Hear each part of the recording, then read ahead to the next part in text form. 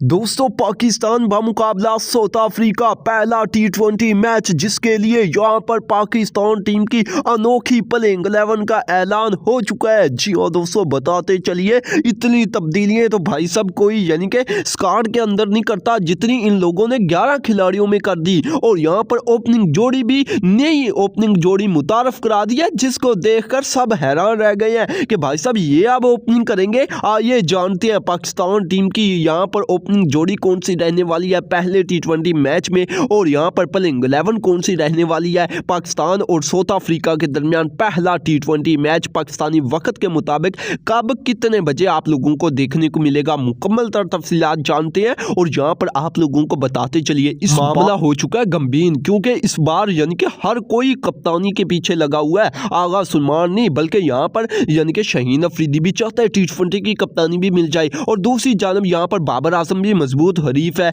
इसलिए भाई साहब आगा सुलेमान सबको खींच कर रख रहा है और यहाँ पर गिन गिन कर तब्दीलियां कर रहा है कि किसी तरीके से भाई साहब मैं यहाँ पर टी20 सीरीज जीतूं, और जीतने के लिए पर्चियों को फारग करना पड़ेगा। और फाइनली वो काम हो चुका है पाकिस्तान टीम के अंदर पहली बार कि सारी पर्चियां एक ही दफा यहाँ पर टीम से आउट हो चुकी हैं, फारग कर दिया गया है, किक आउट कर दिया गया है। आइए जानते हैं पाकिस्तान टीम की प्लेइंग 11 टाइम टेबल शेड्यूल। लेकिन उससे कबल आप लोगों को यार क्या लगता है कि पाकिस्तान टीम की यहाँ पर टी20 के कप्तानी चेंज कर देनी चाहिए और किसको देनी चाहिए? अपनी राय नीचे कमेंट सेक्शन में जरूर दीजिए। अब वीडियो को करते हैं स्टार्ट। तो सबसे पहले जानते हैं भाई साहब यहाँ पर पहले टी20 मैच के लिए अफ्रीका के खिलाफ पाकिस्तान के ओपनर्स कौन यहाँ पर आप लोगों को देखने को मिलेंगे। अगर नंबर 1 की बात की जाए तो यहाँ पर भाई साहब बाबर आजम को टीम के अंदर एज ए ओपनर शामिल कर लिया है। जी हाँ दोस्तों, वो नंबर जिसको बाबर आजम छोड़ता नहीं था कि टी20 में तो मैं ही यहाँ पर ओपनिंग करूंगा, वो फाइनली इसको ऑफिशियली तौर पर कप्तान नहीं दे दिया कि भाई साहब ले ओपनिंग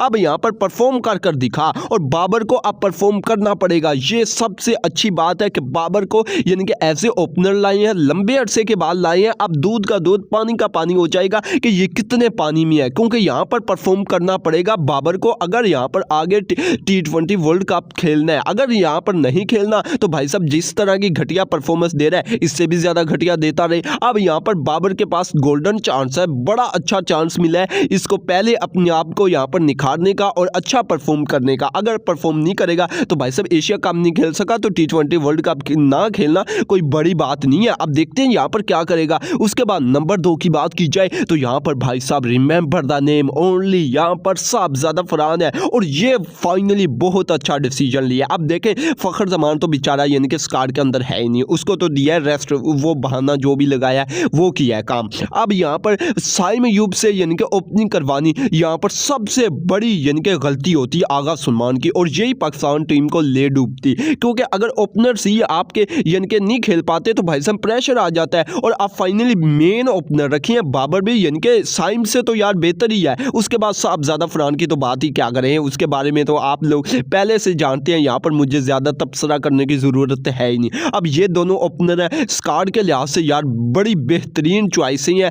अगर हसन नवाज से ओपनिंग करवाएंगे तो भाई साहब नंबर 4-5 यानी कि वो डिस्टर्ब होता है, और वहां पर इन लोगों से उस तरीके से बैटिंग नहीं होती जिस तरीके से हसन नवाज करता है। अब यहाँ पर ये दोनों ओपनर्स हैं। नंबर 3 की बात की जाए तो यहाँ पर आप लोग साइम अयूब को देखेंगे। अब साइम अयूब के पास भी आखिरी चांस है। साइम अयूब अब देख ले, मुझे नहीं लगता कि इस चांस में भी ये कुछ करेगा, मुझे तो ऐसा नहीं लगता। बेशक कुछ लोग कहते हैं बहुत अच्छा प्लेयर है, ऐसे है वैसे है, यार कितने मैच खेल चुका है अभी तक इस यानी कि अच्छेपन का हमें रिजल्ट नहीं आया। जितना हमने इसको यानी कि ऊपर उठाया है, जितना इसको सपोर्ट किया है, इसने उतनी घटिया परफॉर्मेंस देकर सब पाकिस्तानी फैंस को मायूस किया है। अब फाइनली आखिरी चांस है, इस चांस में तो यार अच्छा परफॉर्म कर ले। उसके बाद नंबर 4 की बात की जाए तो यहाँ पर आप लोग उस्मान खान को देखेंगे। जी हाँ दोस्तों, यहाँ पर उस्मान खान को शामिल किया गया और ये बेहतर यार नाम है, यानी कि यार उस्मान खान जो नाम है, अब कुछ लोग नाराज भी होंगे कि भाई साहब पहले इसने को क्या किया, तो भाई साहब यहाँ पर जो हारिस था उसने क्या किया,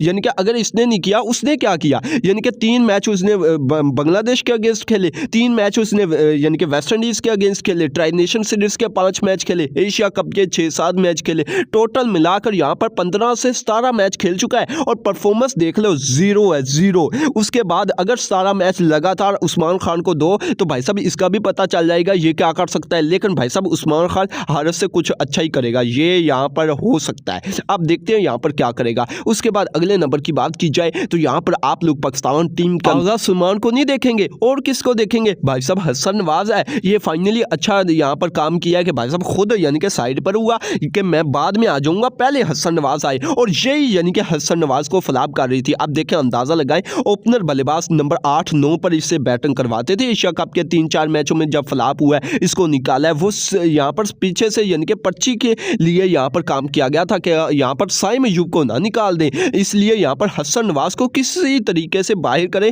ताकि पाकिस्तानी फैंस भी नाराज ना हो, और यहाँ पर इस तरीके से बाहर किया था। अब फाइनली अच्छा यहाँ पर नंबर है, नंबर 5 पर बैटिंग करवाएंगे। उसके बाद नंबर 6 की बात की जाए तो यहाँ पर हमारे कप्तान आगा सुलेमान है। अब देखते हैं आगा सुलेमान क्या करेगा। नंबर तो बिल्कुल ठीक दिया है नंबर 6 के भाई साहब, पहले ये 5 खेलेंगे, उसके बाद आप आओ, जो भी करना है करते रहो। उसके बाद अगले नंबर की बात की जाए तो यहाँ पर बेहतर नाम है, सबसे अच्छा नाम ही यही है। मुझे लगता था कि भाई साहब आगा सुलेमान को भी बाद में आना चाहिए, पहले इससे बैटिंग करवाई जाए, लेकिन भाई साहब वो कप्तान है, अब पहले ही आएगा। अब यहाँ पर नंबर 7 पर कौन है? मोहम्मद नवाज है, और आप लोग भी जान चुके हैं कि भाई साहब नवाज जो है ना भाई साहब, इसका कोई भी मुकाबला नहीं कर सकता, चाहे बैटिंग हो, चाहे बॉलिंग हो, चाहे फील्डिंग हो, यानी कि हर हालत में ये पाकिस्तान के लिए अच्छा ही परफॉर्म करता है मोहम्मद नवाज, और कई बार साबित कर चुका है। वो तो नाकाम यहाँ पर मैनेजमेंट थी जिसने फाइनल मैच में इस बंदे को सिर्फ 1 ओवर दिया बॉलिंग करवाने के लिए। वो बंदा जो कि हेडर के कर रहा है, उस बंदे से 1 ओवर करवा रहे हैं, अंदाजा लगा सकते हैं कि क्या चल रहा है। अब यहाँ पर मोहम्मद नवाज है। उसके बाद अगले नंबर की बात की जाए तो यहाँ पर भाई साहब कौन है?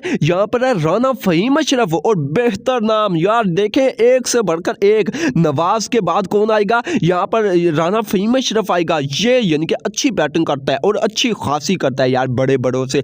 दूसरे तो यानी कि हमारे जो बॉलर्स हैं वो तो तुक्का लगाती है, लेकिन ये तो भाई साहब प्रोफेशनल यानी कि बैट्समैन भी आप कह सकते हैं, फिनिशर भी कह सकते हैं, और बॉलर भी कह सकते हैं। जितनी अच्छी इसने बॉलिंग करवाई है पूरे एशिया कप में पाकिस्तान की जानिब से किसी ने नहीं करवाई। बेशक शहीन ने बहुत अच्छी करवाई है, लेकिन शहीन से भी बढ़कर अगर किसी बंदे ने अटैक किया, एग्रेशन दिखाया, उनके बल्लेबाजों को नचाया, वो राना फहीम अशरफ है। और बैटिंग भी आप लोग देख सकते हैं, यहाँ पर राना फहीम अशरफ है। उसके बाद अगले नंबर की बात की जाए तो यहाँ पर आप लोग नंबर 9 पर यानी कि यहाँ पर शाहीन अफरीदी को देखेंगे, और बिल्कुल ठीक रखा है। अब देखें, इसको ज़्यादा यानी कि ऊपर ना उठाएं, वरना ये हर बार की तरह ये पुट यानी कि उल्टी सीधी हरकतें करने लग जाता है जब इसको यानी कि ऊपर लेकर जाया जाता है कि भाई साहब शहीन ही है, इसके अलावा कुछ भी नहीं। और फिर वे ये इस तरह की हरकतें करता है कि भाई साहब टीम के अंदर ग्रुपिंग पैदा करता है, और फाइनली बड़े लंबे अरसे के बाद इसे समझ आ चुकी है कि भाई साहब मेरे बगैर टीम चल सकती है, और आप देखें अच्छा भी खेल रहा है। अब फाइनली इसी तरीके से रखे